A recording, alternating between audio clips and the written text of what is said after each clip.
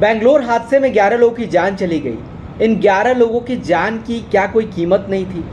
क्या 11 लोगों की जान सिस्टम की लापरवाही से गई है?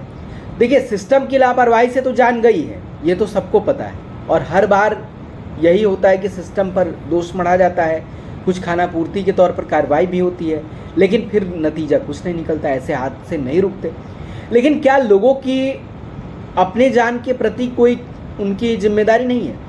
क्या लोग इतने लापरवाह हो सकते हैं कि जहां ये दिख रहा हो कि इतनी भीड़ है कि उसमें जाने का मतलब है कि अब कुछ भी हो सकता है, लेकिन फिर भी लोग उस भीड़ का हिस्सा बनने के लिए तैयार हैं?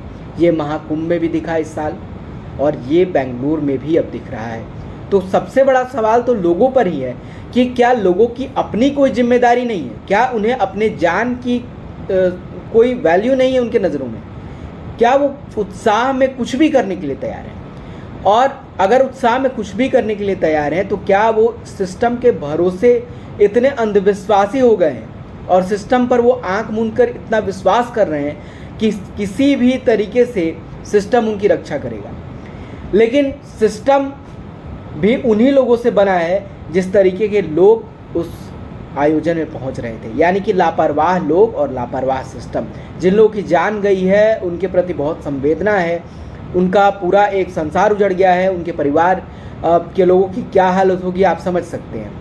ये हमारे और आपके लिए एक खबर है जो 2 दिनों में हो सकता है कि समाप्त हो जाए, लेकिन जिन परिवारों पर ये गुजरा है उनके लिए ये वर्षों का गम है और पूरे जीवन भर का गम है।